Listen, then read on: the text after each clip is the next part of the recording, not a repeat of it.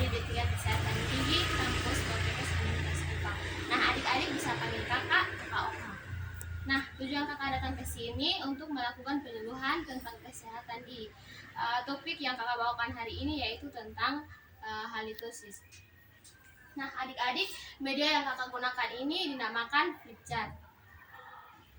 Mungkin sebelumnya adik-adik sudah tahu apa itu ini halitosis atau bau mulut, atau mungkin adik-adik berbicara dengan teman atau melakukan komunikasi dengan teman, pernah merasakan atau mencium aroma bau mulut dari teman? Pernah, Kak. Oke, baik adik-adik, di sini kakak akan menjelaskan apa itu bau mulut. Nah, yang pertama itu pengertian dari halitosis atau bau mulut. Halitosis atau bau mulut itu adalah aroma yang tidak sedap yang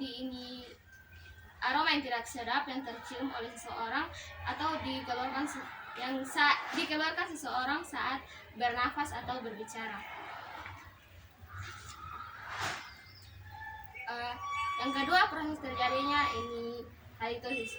Pada umumnya itu timbul karena adanya sisa makanan yang menempel pada gigi yang tidak dibersihkan dan bercampur dengan bakteri yang ada di saliva.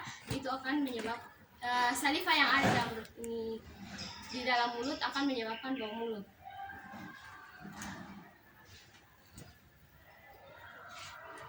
Yang berikut faktor penyebab halitosis. Yang pertama itu kebersihan mulut yang buruk. Nah, adik-adik, kalau adik-adik punya mulut kotor itu bisa menyebabkan bau mulut. Yang kedua, plak gigi. Nah, adik-adik, plak gigi itu adalah debris lunak yang menempel pada permukaan gigi. Debris lunak itu adalah sisa makanan yang adik-adik setelah makan itu tidak bersihkan. Yang kedua, gigi berlubang.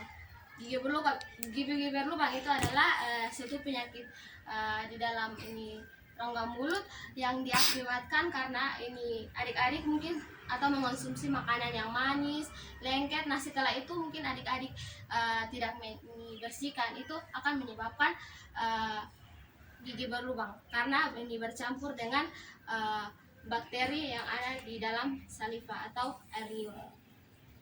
Yang keempat, adanya karang gigi. Nah, seperti yang tadi kakak sudah jelaskan, plak gigi itu adalah sisa makanan yang menempel di permukaan gigi. Yang awal mulanya itu terjadi karena plak.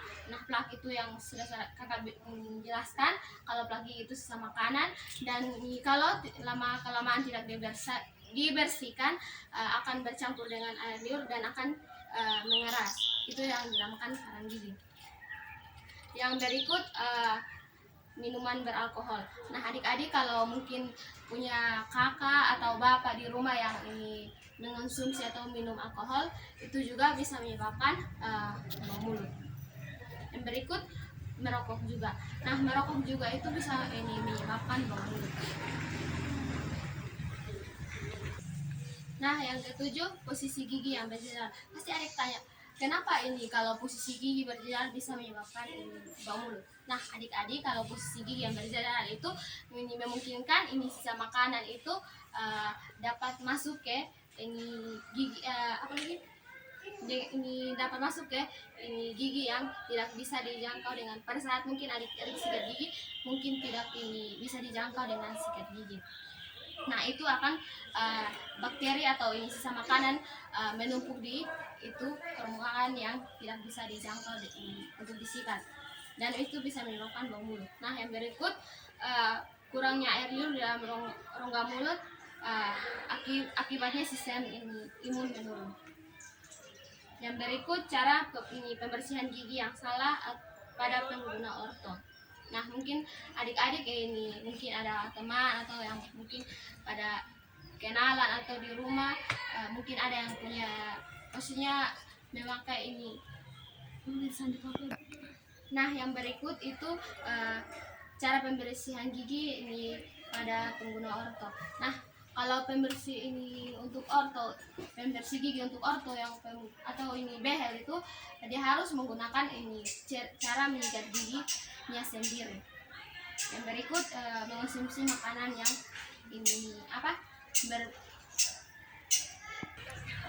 Nah, yang berikut mungkin adik-adik biasa mengonsumsi makanan yang berbau menyengat, misalnya bawang, pete, ikan, jengkol, dan masih banyak lagi.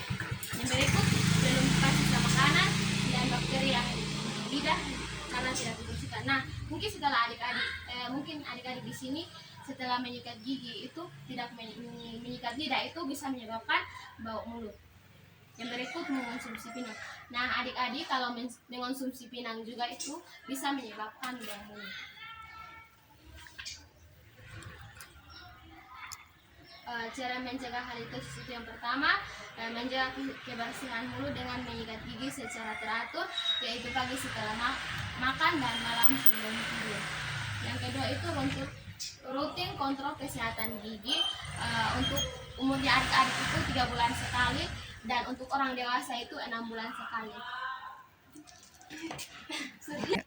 Yang kedua itu rutin kontrol kesehatan gigi, yaitu ini untuk umurnya adik-adik itu 3 bulan sekali, dan kalau untuk orang dewasa 6 bulan sekali.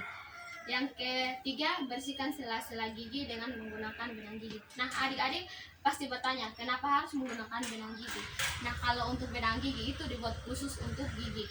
Karena kalau menggunakan benang yang lain itu, misalnya kalau benang untuk menjahit, benang menjahit itu bersifatnya keras sehingga akan merusak gusi. Yang keempat, hindari mengonsumsi atau makan pinang. Yang kelima, rajin membersihkan lidah secara rutin. Yang berikut, rajin membersihkan lidah setelah menggosok gigi. Yang berikut, hindari merokok. Yang berikut, kurangi makanan yang berbau keras. Seperti yang tadi sudah kakak menjelaskan, makanan apa saja yang tidak boleh untuk dikonsumsi. Maksudnya dikonsumsi, tapi setelah itu harus berkumur atau sikat gigi. Yang berikut, untuk kalau teman-teman punya kenalan atau teman orang tua di rumah, kakak-kakak dong di rumah yang punya menggunakan behel atau orto, itu harus menggunakan menyikat gigi menggunakan tekniknya sendiri. Yang berikut, kurangi minuman yang beralkohol. Yang berikut, sering mengonsumsi makanan yang berserat dan berair. Makanan yang berserat dan berair, contohnya buah dan sayur-sayuran. Adik-adik ada yang tahu ini makanan yang berserat dan berair? Yang tahu mungkin bisa sebutkan depo contoh? Buah apel. Benar. Sayur-sayuran seperti bayam. Ya, benar. Oke, baik, selanjutnya banyak mengonsumsi air putih dan membersihkan gigi palsu secara rutin. Oke, baik, sekian penyuluhan hari ini. Mungkin adik yang ingin bertanya, waktu dan kesempatan saya berikan kepada adik-adik. Ya, dengan adik siapa, adik? Adik Keisha. Iya, adik Keisha, silakan. Saya bertanya, Kak, tadi kakak sudah menjelaskan tentang karang gigi. Kalau sudah ada karang gigi tuh kita harus bersihkan dengan apa, Kakak? Nah, adik-adik, karena karang gigi itu keras, jadi kita tidak bersihkannya sendiri, namun harus ke dokter gigi. Nah, bersihkannya itu menggunakan alat khusus kedokteran gigi yang dinamakan alat scaler. Bagaimana, adik? Jelas? Tidak, Kak. Ada lagi yang ingin bertanya?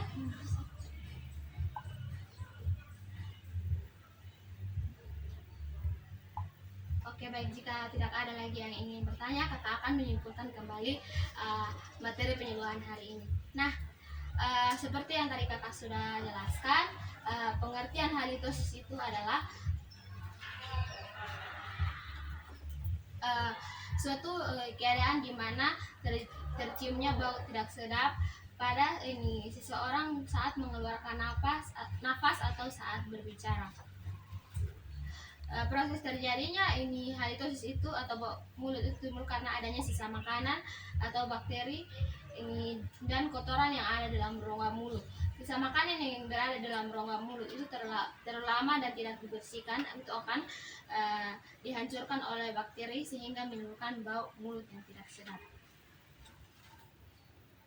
Faktor penyebab ini halitosis itu yang pertama itu kebersihan mulut yang buruk, yang kedua adanya plak gigi, yang ketiga adanya gigi berlubang, yang keempat adanya karang gigi, yang kelima minuman yang beralkohol, yang berikut juga merokok,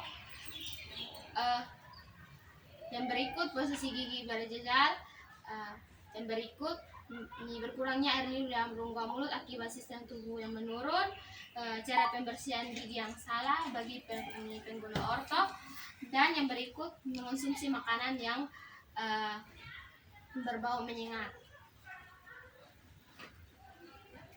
Cara mencegah halitosis yang pertama itu rutin menyikat gigi 2 kali sehari, yaitu pagi setelah makan dan malam sebelum tidur, dan jangan rutin kontrol kesehatan gigi, yaitu untuk adik-adik 3 bulan sekali dan untuk orang dewasa 6 bulan sekali. Yang berikut bersihkan sela-sela gigi dengan menggunakan benang gigi. Yang berikut hindari makanan makan pinang. Oke, baik, mungkin ini sekian dari penyuluhan kita pada hari ini. Semoga apa yang tadi kakak sudah sampaikan hari ini bisa bermanfaat. Saran dari kakak, saya mau adik-adik jangan lupa untuk rutin menyikat gigi pagi setelah makan dan malam sebelum tidur, dan jangan lupa untuk kontrol kesehatan gigi, yaitu untuk umurnya adik-adik 3 bulan sekali dan untuk orang dewasa 6 bulan sekali. Sekian dan terima kasih. Selamat sore adik-adik. Sore, Kak.